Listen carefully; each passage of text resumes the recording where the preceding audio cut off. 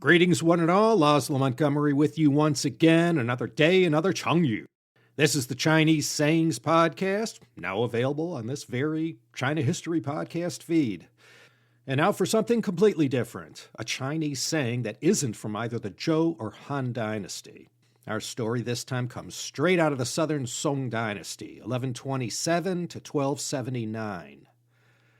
And we could thank a literary figure of the day who hailed from Li Shui in Zhejiang province named Yu Wenbao, who wrote a collection of essays from a work called Notes of a Clear Night, Qing Ye Lu.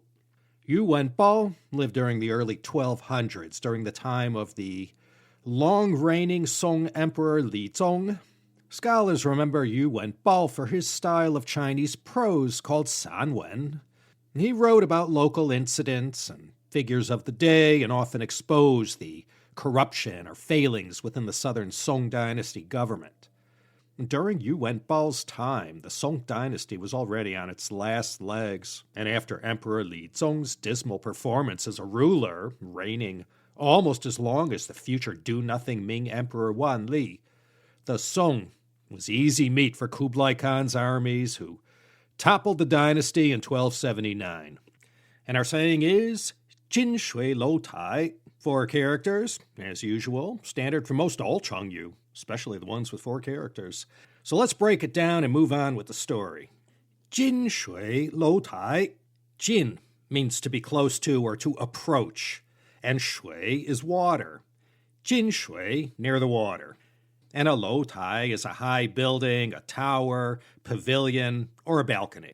So strung together, these 4 characters mean near the water building, or a building near the water. Easy enough, but what does this actually mean? Well, let's not waste precious time sitting around trying to guess what this might mean. Let's go straight to the story, which you may or may not be pleased to know is quite short, and I'll have you on your way in no time. Top billing in this tale is the great Fan Zhongyan. Now, he's been mentioned a few times in past CHP episodes. He's right up there with all the greatest scholars and thinkers of China going back to the great sages' time. And during the Northern Song, in the first half of the 11th century, he was the biggest name there was, besides the emperor, and had served in most of the key roles in government. Fan Zhongyan was good at spotting talent, and due to his own humble beginnings and modest circumstances, he took particular care to promote men who came from underprivileged backgrounds. During Fan's period of service as a prefect in Hangzhou, never did the government run smoother. So carefully had the officials been selected and placed in the most suitable position for each man. Fan Zhongyan had a long line of protégés, all grateful for his sponsorship and for giving them a chance to prove themselves in the government bureaucracy. But there was one man named Su Lin who worked as a low-level official on the outskirts of Hangzhou in the suburbs, far from the center of action in the city.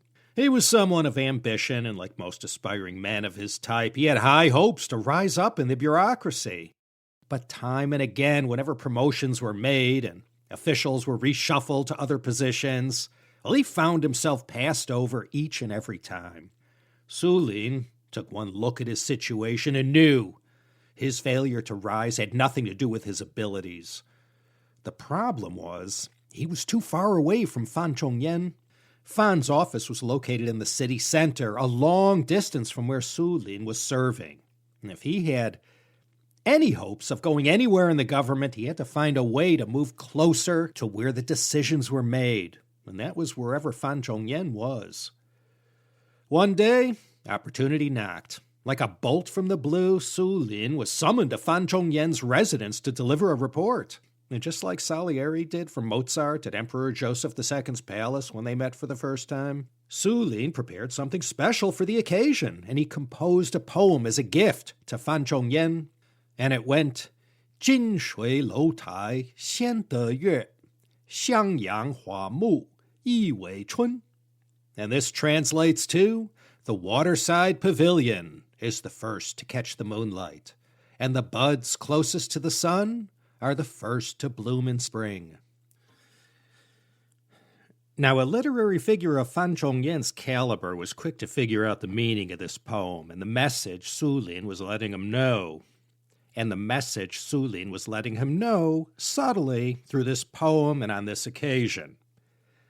He used the term Jìn Shuǐ Lóu Tái, the waterside pavilion. It was Jìn Shuǐ, near to the water. And in this poem, the sun was Fan Zhongyan, and the Jìn Shuǐ Lóu Tái is what Su Lin aspired to be, near to Fan Zhongyan, so that his skills and proficiency would be noticed by the prefect.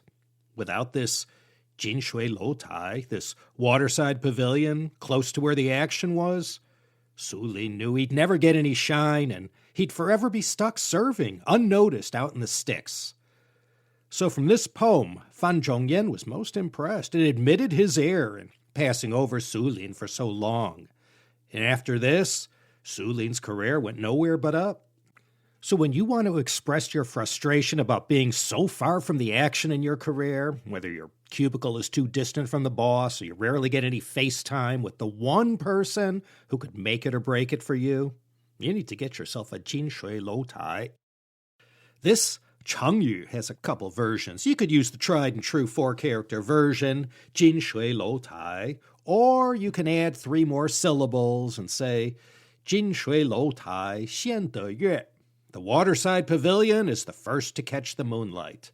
It means if one is in an advantageous position, thanks to their closeness to the powers that be, then that person is most likely going to be the first one to obtain benefits from their proximity to the benefactor, or boss. Sometimes you may get lucky, and fortune will smile on you as a matter of course, but if you're the type who doesn't like to sit around and wait for things to happen, you may need to find yourself a waterside pavilion to move into in order to be the first to catch that moonlight that can come in the form of a raise, a promotion, special recognition, or even stock options. Who knows? Jìn Shuǐ Lóu Tái, special advantages come to those in favorable positions. Once you're fortunate enough to obtain your own Jìn Shuǐ Lóu Tái, then you too can use your proximity to the powerful to obtain some benefit. Okay, let's call it a night and gather our things once again with great fanfare. A shout out to Emma in the Teacup Chengyu Yanjiu Zhongxin. Superb work on this one, Emma, as always. This here's Laszlo Montgomery wishing y'all my very best and inviting you to come back again next time, if you please, for another exciting episode of the Chinese Sayings Podcast.